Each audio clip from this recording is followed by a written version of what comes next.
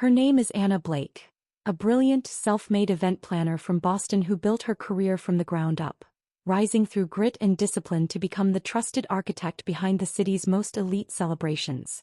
Her world was defined by flawless execution and quiet control, until she married into a family where appearances mattered more than truth, and loyalty was expected but never returned. The story begins in Rome, a city of empires and ruins, where Anna has planned the event of a lifetime, her mother-in-law's lavish 70th birthday celebration. But beneath the luxury and lace lies a ruthless truth.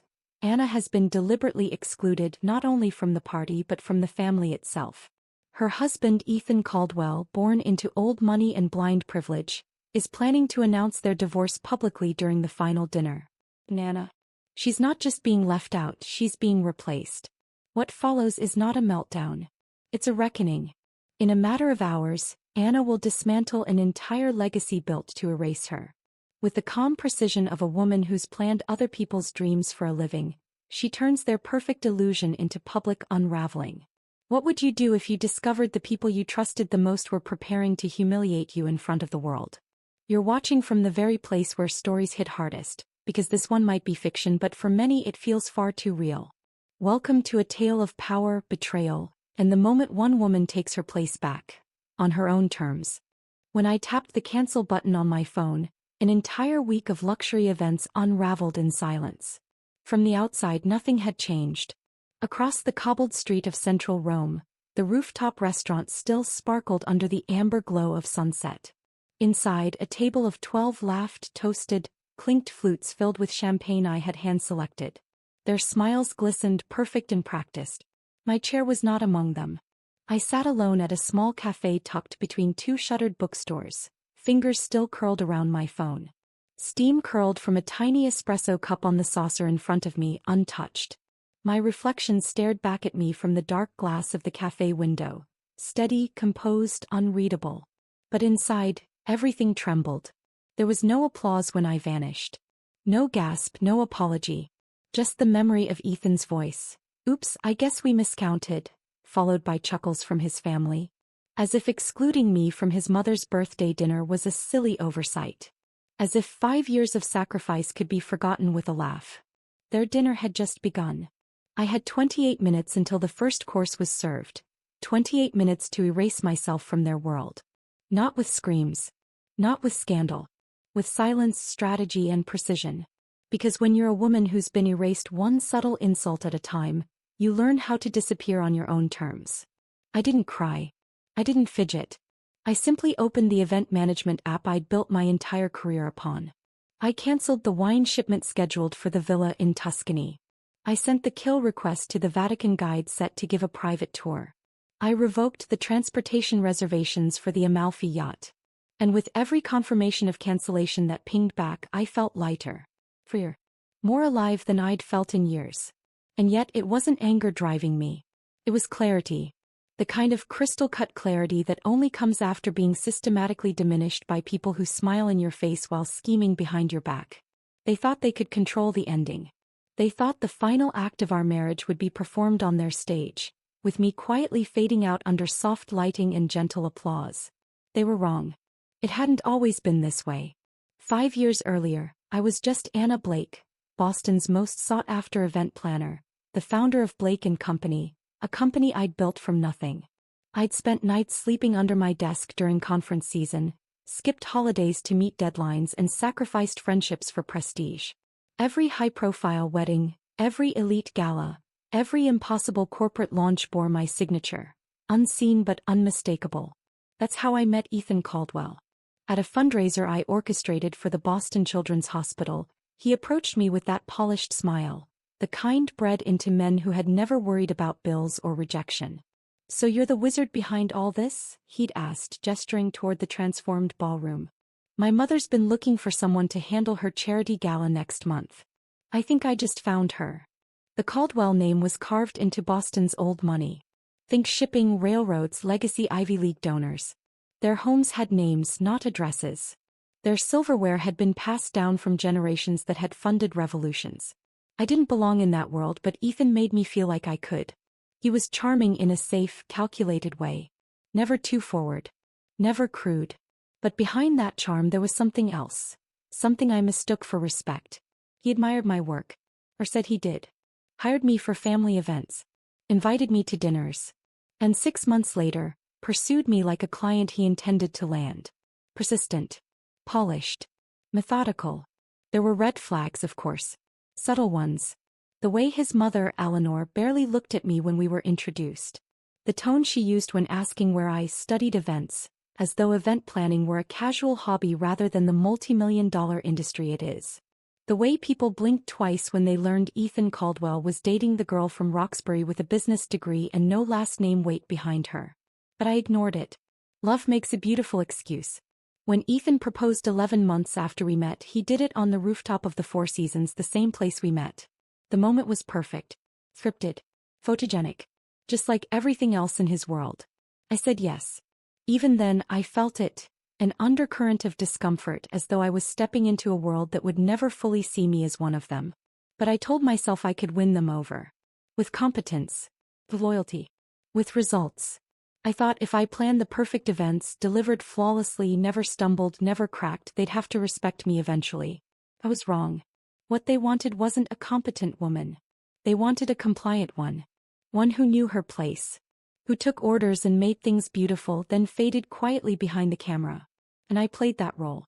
For too long. But not anymore. I watched as a sleek black van pulled up in front of the restaurant. Inside, I imagined Eleanor descending like royalty in her custom Chanel, the diamonds she inherited catching every light. Ethan at her side, playing dutiful son. Olivia, her face frozen in permanent mild amusement, ready to correct any social misstep with a whisper and a raised brow. They didn't know what was coming. From where I sat, I had the perfect view. I could see the terrace, the outline of the table set for 12.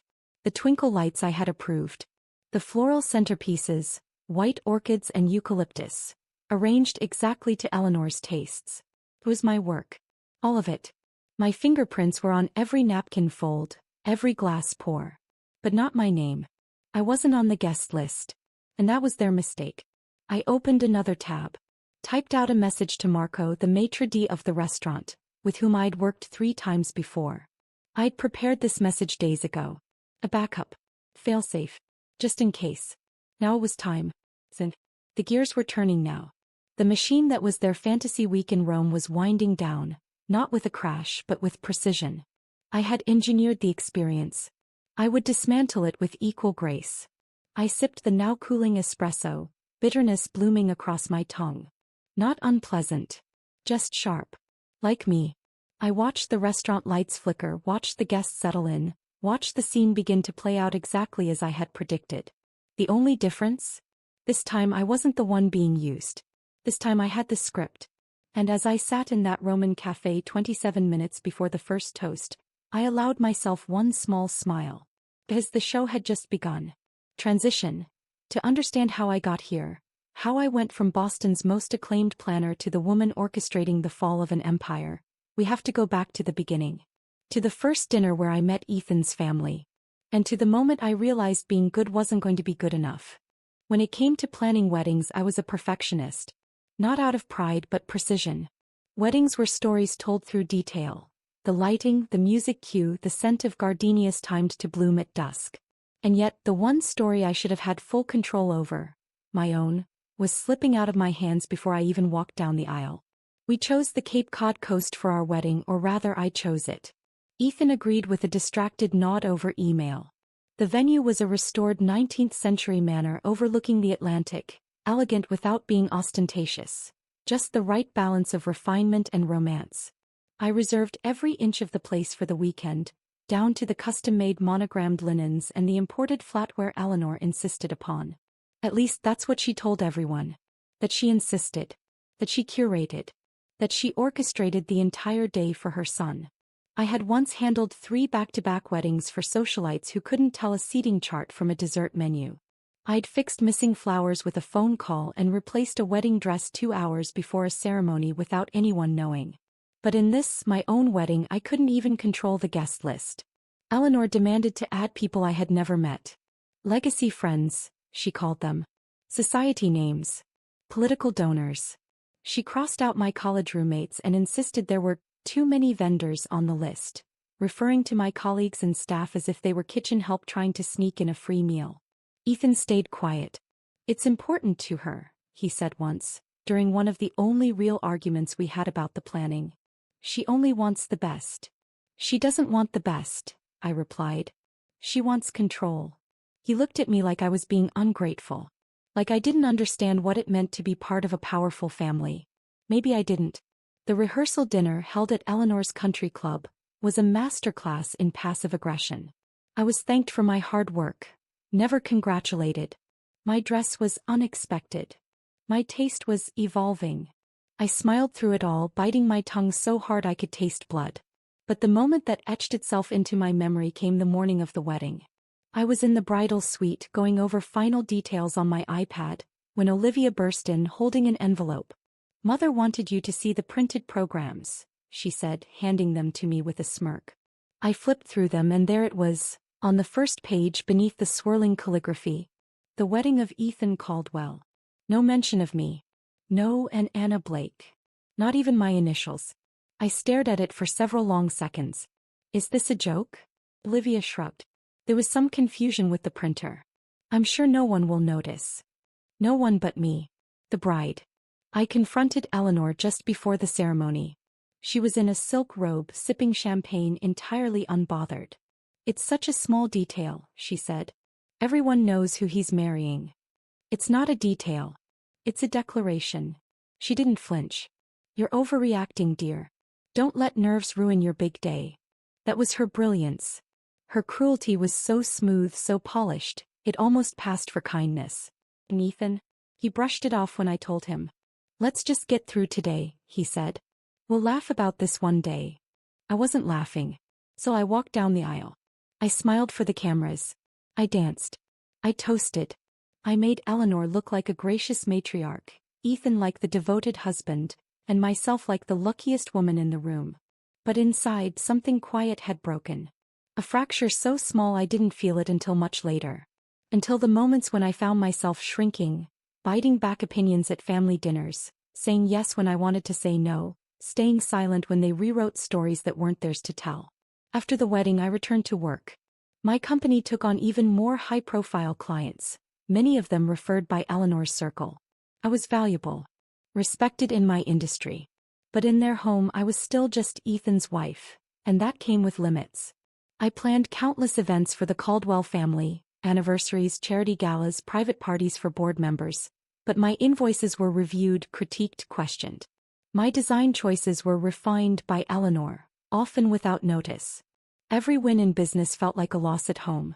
Once, at a gala I had spent 6 months orchestrating, Eleanor introduced me to the mayor as our in-house planner. Not daughter-in-law. Not even family. Just another vendor in her orbit. I laughed it off, of course. What else could I do? Cry? Protest? That would have only confirmed the label she'd given me. Difficult. So I held out hope. I believed that the more value I brought, the more I'd be seen. That if I kept being excellent, I'd earn their respect. But the truth was, they were never confused about my role. I was a function, not a person.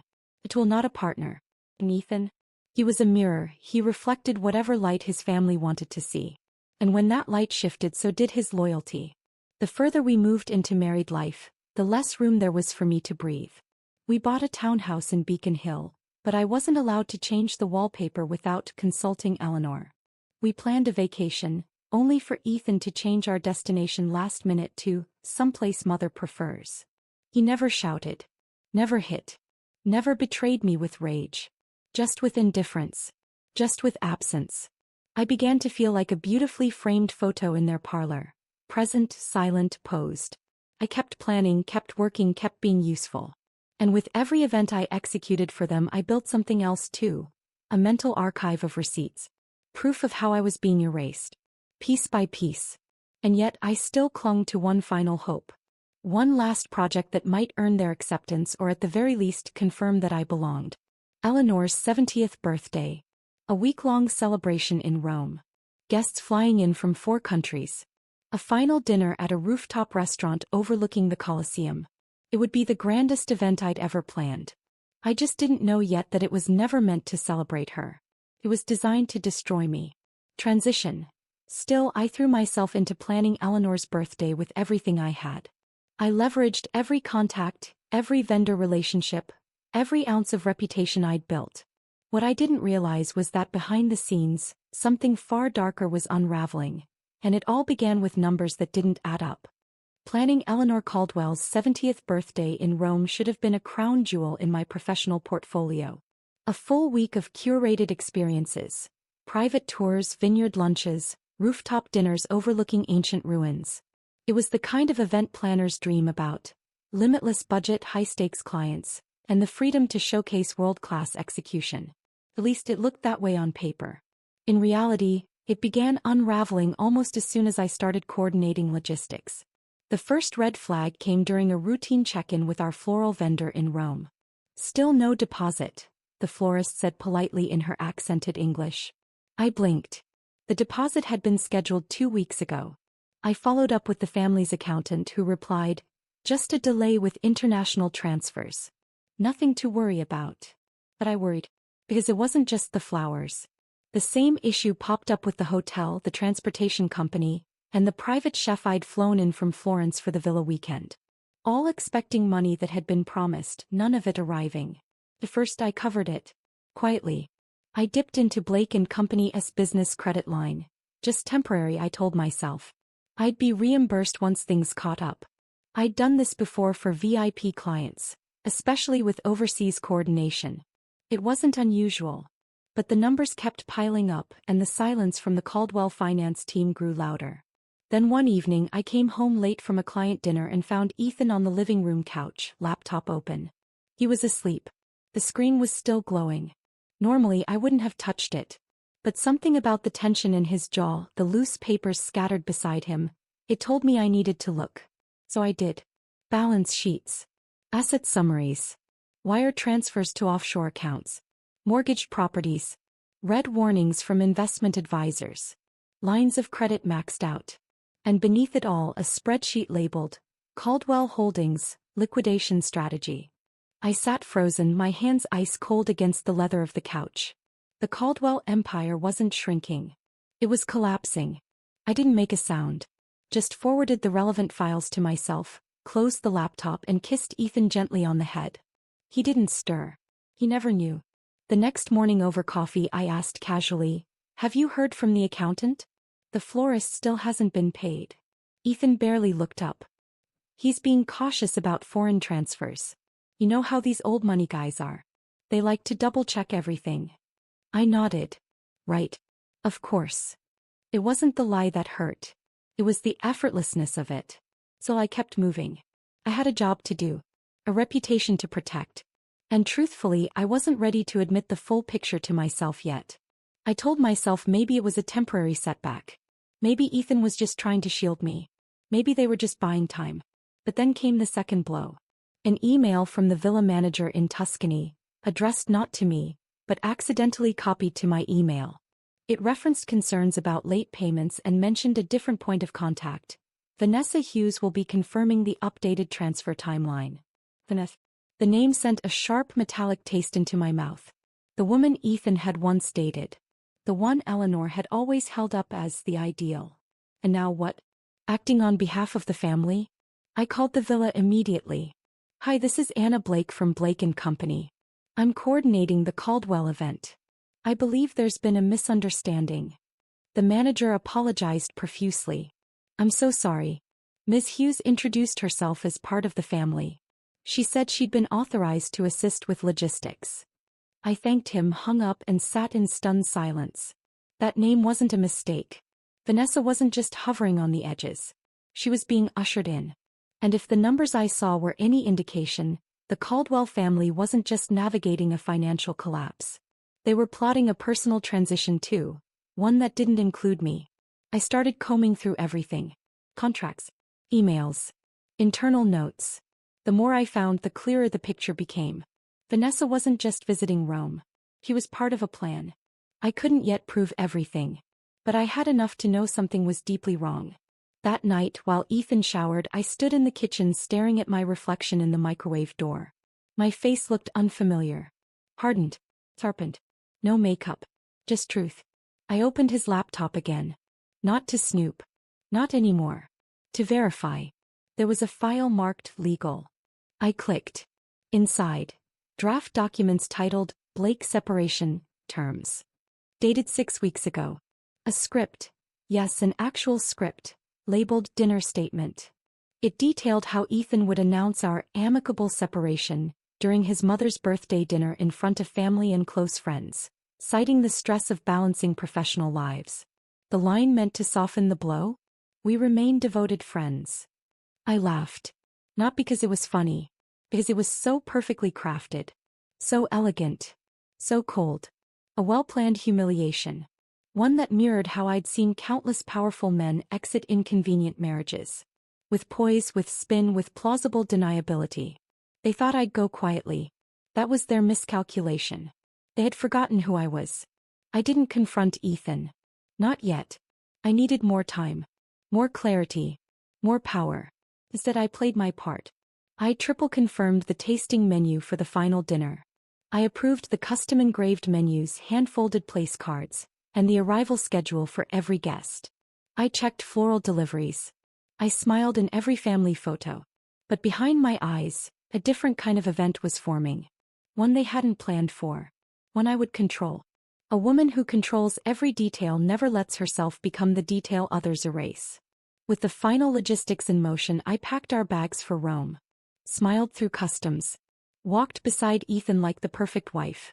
But inside I was watching. Calculating. Waiting. Because now I knew the truth. And I knew I wasn't the only woman Eleanor had invited to Rome.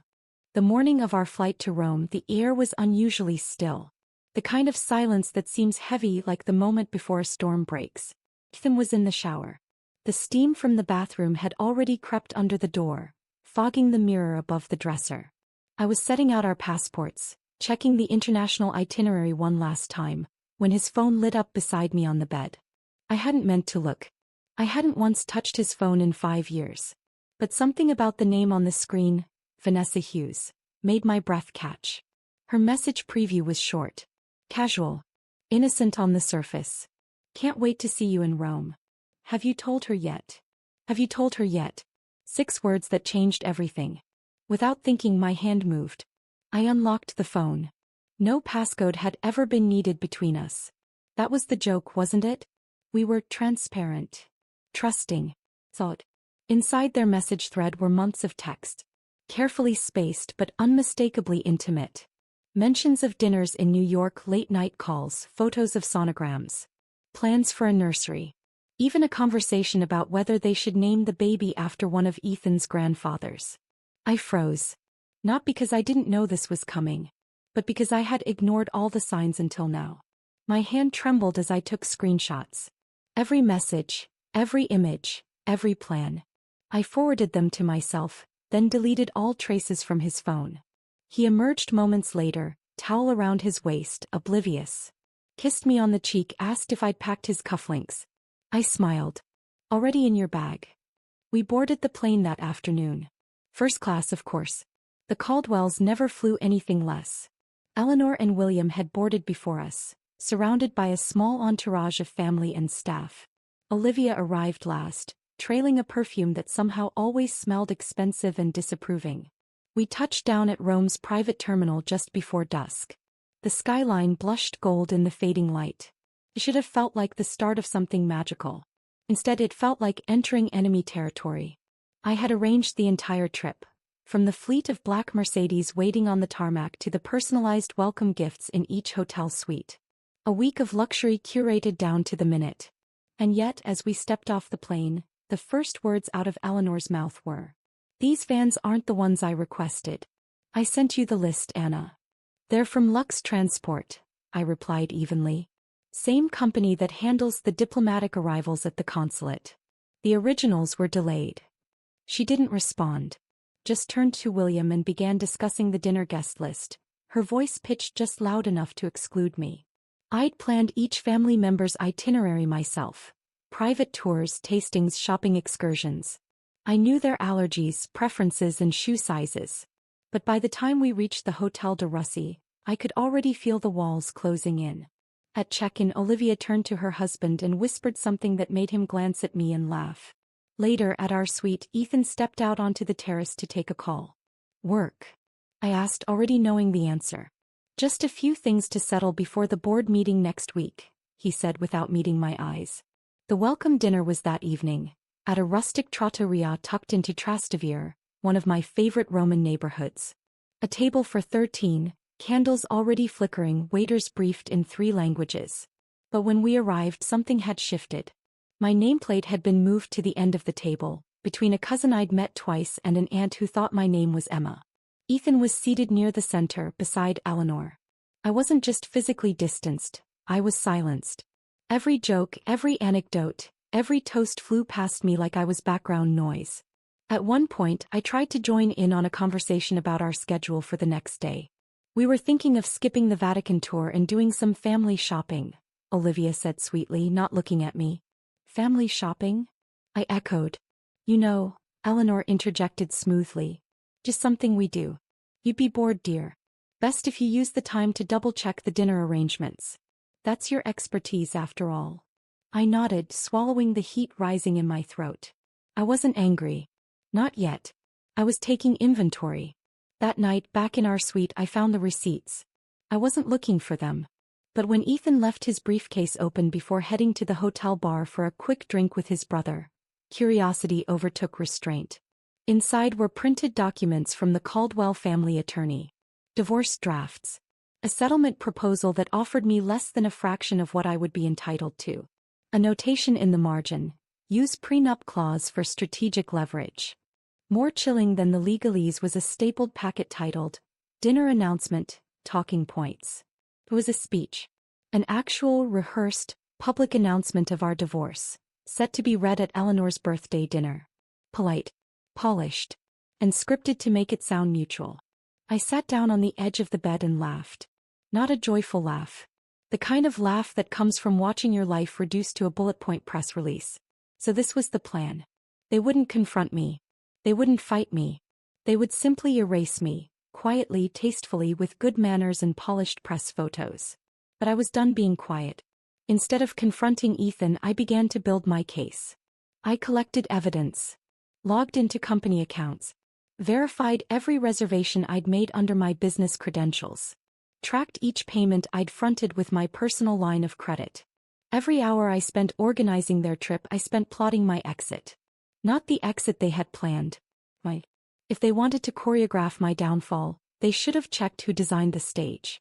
Over the next few days, they continued their performance, believing I was playing along. But I wasn't planning a birthday anymore. I was preparing for a reckoning.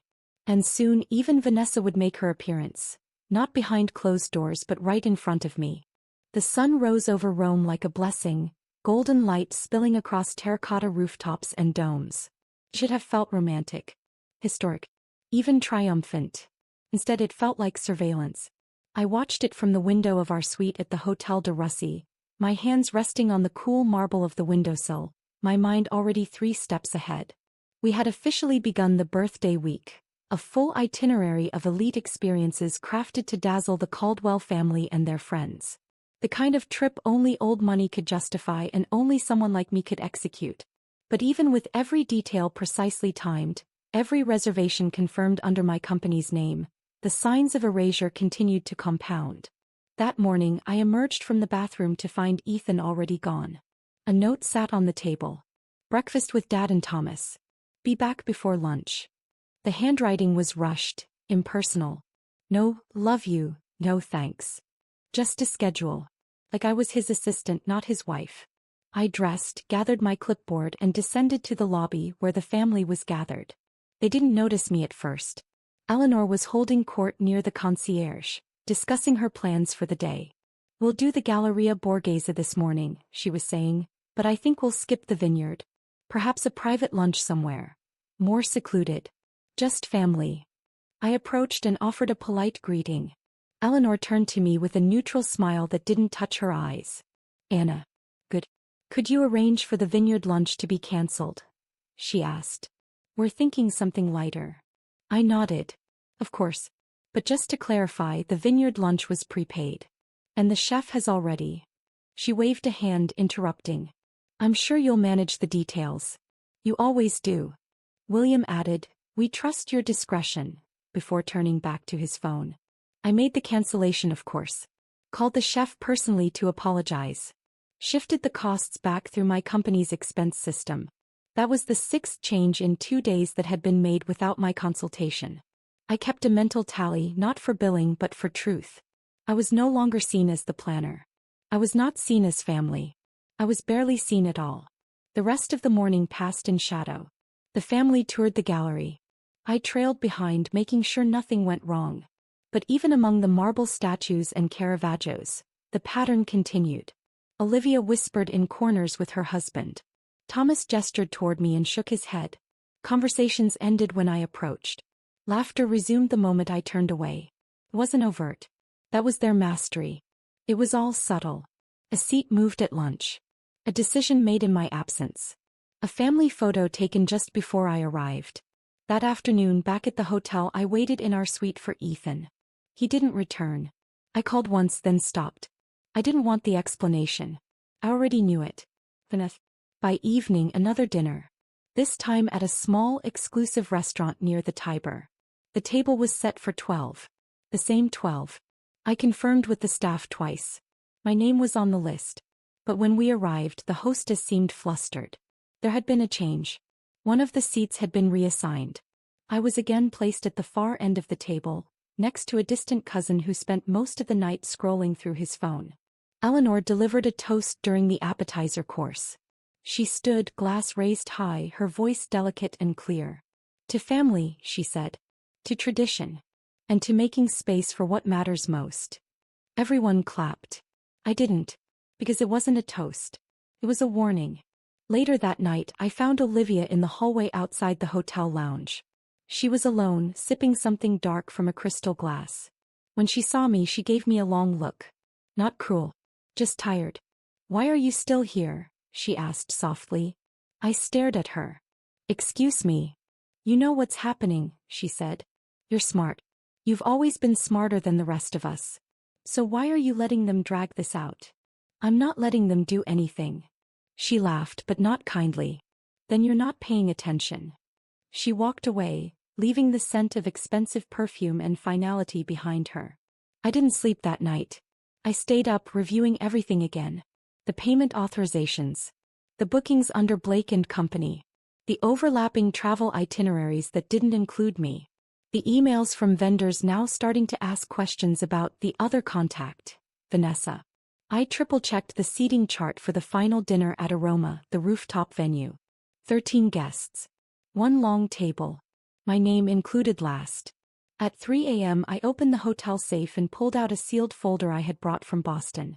Inside were the printed copies of the prenup, the business agreements, the contracts I'd signed under marital pressure but without oversight. I read them again, this time slowly. This time with intent. I wasn't trapped. Not completely. But I was being boxed in. Silently, cleverly, elegantly. And it was working. That morning when the sun crept in through the silk curtains I got up early. Showered. Dressed in something clean and sharp. And waited. Because if they wanted this to end neatly, they had picked the wrong woman to script it. They surrounded me with silence, hoping I'd go quietly. Instead I started listening more closely. That afternoon the silence was broken. And it wasn't subtle. It wore red lipstick, carried a designer handbag and rested a manicured hand over a growing baby bump. Vanessa had arrived. Not behind closed doors. Not through whispers. But walking straight into the hotel lobby smiling. Just in time for the final act to begin. She entered like she belonged there. Late afternoon sunlight spilled through the glass doors of the Hotel de Russie as Vanessa Hughes walked into the lobby, her heels silent against the marble floor. She wore a red silk blouse, crisp white trousers and sunglasses too large for the room.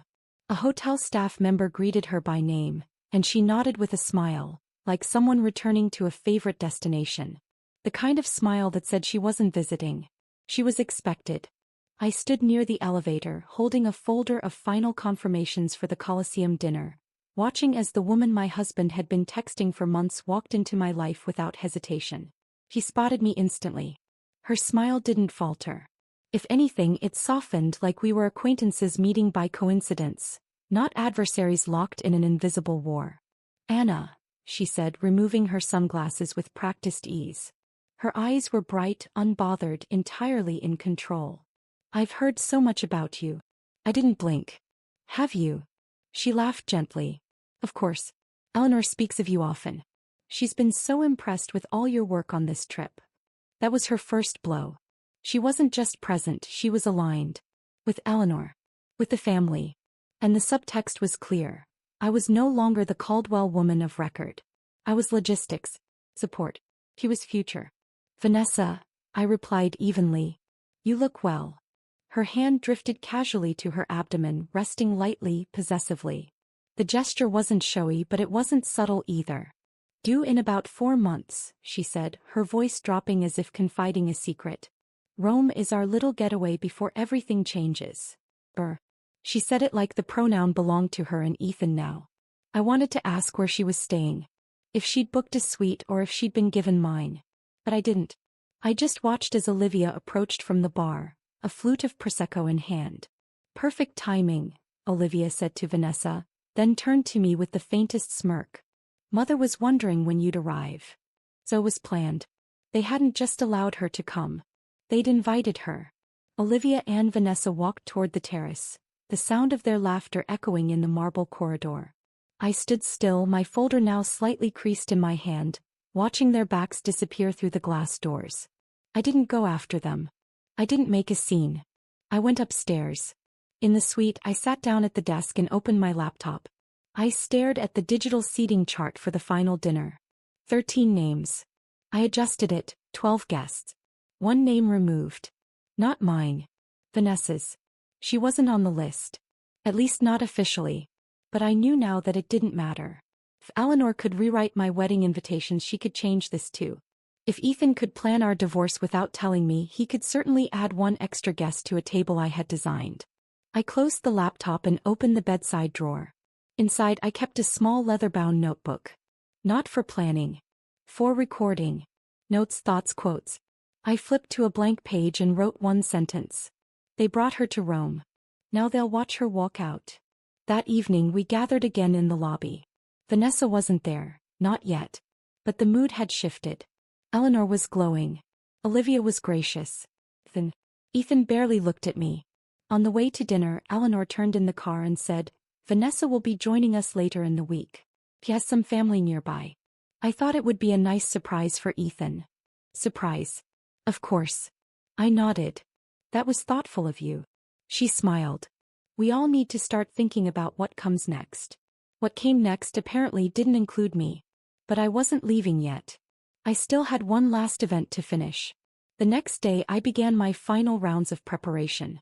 I met with Marco, the manager of Aroma, to confirm the terrace setup. I checked the arrival schedule for the delivery of the cake. I personally reviewed the floral arrangements. I walked through every angle of the rooftop space, calculating lighting, spacing, airflow. Professionalism wasn't for them anymore. It was for me. If I was going to be erased, I would leave behind a standard they couldn't replicate. That night, I spotted Vanessa again in the hotel lounge. She sat with William and Eleanor, a glass of sparkling water in her hand, her laughter soft, familial. Ethan wasn't there. Neither was I.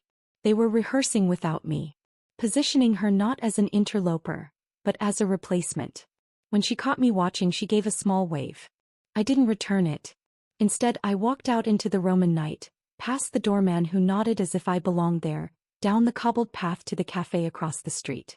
The same cafe where, 2 days later, I would sit alone and press a single button that would bring the entire celebration to its knees. But I wasn't there yet. I was still gathering the final piece. The truth was never a bomb. It was a string of fuses. And Vanessa? She had just lit the last one. She smiled like she'd already won. But I was still holding the blueprints. The following morning, fate handed me more than a motive. It gave me evidence. Proof beyond rumor. In Ethan's briefcase, I found the contract that turned everything from betrayal to war. Morning broke over Rome in delicate shades of amber and rose, casting long slanted light across the hotel room floor. But the soft glow did nothing to warm the chill that had settled inside me. I woke early, not from jet lag but from certainty. Something was coming. Something deliberate. Ethan was still asleep beside me, one hand resting across his chest, the other loosely flopped toward the edge of the bed. His breathing was slow, even. Peaceful, as if nothing in his world had changed. As if he weren't orchestrating my removal behind my back. His briefcase sat near the closet. Unlocked. I moved quietly, practiced after years of late-night event audits and stealth revisions. I opened it not from impulse but purpose. As I knew. And now I needed proof. Inside a folder. Thick. Organized. Professional. At the top was a cover page. Proposed separation agreement. Anna Blake/Ethan Caldwell. I scanned the first few pages, my eyes racing faster than my breath. Asset breakdowns. Division of property. Notes on non-contested resolution. A full financial map, and most of it was missing my name. What struck me most wasn't the content. It was the date. 6 weeks prior. Before we boarded the plane. Before Eleanor's first toast. Before Vanessa's reemergence. They planned it all. At the back of the folder, a single stapled packet. Birthday dinner talking points, Eleanor's 70th. My name appeared twice. Once in the line. Anna and I have grown in different directions, but remain close friends. And again. We ask for your support and kindness as we navigate this next chapter privately. There was no mention of betrayal. No mention of Vanessa. Certainly no mention of the baby. Just curated language designed to make Ethan look graceful and me forgettable. It was a press release disguised as a eulogy. My role in the family was being retired like an outdated brand partnership. I photographed every page. Quietly returned everything to its place. And stood motionless by the window, staring down at the ancient city below. They weren't going to destroy me with rage. They were going to dissolve me with politeness. I didn't cry. I didn't scream. I planned. I started that same morning. The restaurant contract with Aroma? Under my company's name. I verified it. The floral invoices, the catering balance, the transportation bookings? All processed through Blake & Company. I double-checked the banking statements, the email authorizations, the event management platform that bore my signature on every document. I spent the day smiling. Approving menus. Reconfirming seating. I even offered Eleanor a minor tweak to the dessert course, which she declined with a smile that said she was still in control. They had no idea I'd already begun the countdown. That night Ethan returned late. Said he'd gone for a walk. I nodded, asked if he wanted tea. He said no, kissed my forehead and slipped into bed. The man who was going to stand before a crowd in less than 48 hours and publicly divorce me still kissed my forehead like we were on our honeymoon. That's the kind of man he was. That's the kind of man they raised. The next morning I skipped breakfast with the family and headed instead to the hotel business center. Marco, the restaurant manager at Aroma, had agreed to meet me there. A favor to a longtime collaborator. I handed him a new envelope. A sealed packet that contained everything. My authorization to cancel the event. Proof of payment. A termination clause I had quietly added to the contract back in Boston. It gave me final say. I want the option ready, I said. Not confirmed yet. But if I call, you know what to do. Marco looked hesitant, but he nodded. In 5 years, I added, has my word ever failed you? He shook his head. Never. Then trust me one more time. I left the envelope with him. Then returned to the suite and found Ethan adjusting his cufflinks in the mirror. Dinner's in 2 days, he said. You've really outdone yourself. I met his eyes in the reflection. Thanks, I said simply. It'll be unforgettable. He turned and smiled, touched my shoulder like everything between us was just fine. And for the first time I didn't feel the ache. I felt power. Because now I understood what they had underestimated most. It wasn't my silence. It wasn't my loyalty. It wasn't even my love. It was my precision. I had designed their empire's illusion. I knew exactly where to press until it cracked. And I would wait. Because if they were going to humiliate me in public, I'd let them believe they had succeeded. Just long enough to feel safe. They drafted the ending. All I had to do was turn the page. And as the day of the final dinner drew closer, I made sure everything was perfect. Every wine pairing, every flower, every seat in place. Including mine. A seat they would later pretend didn't exist. And so with every page of this story, we've watched a woman move from silence to strategy, from being diminished to taking absolute control. What began as a carefully crafted erasure became the spark for a reckoning. Not loud or messy, but exact, deliberate, and unforgettable. Anna Blake wasn't just left out of the Caldwell table. She dismantled it and walked away standing taller than ever. Now let me ask you, have you ever been pushed aside so quietly, you didn't even realize it until you were already halfway out the door? If this story stirred something in you, if it made you feel seen, vindicated, or just entertained, don't forget to like this video, share it with someone who needs to hear it, and subscribe for more stories that honor strength where others overlook it.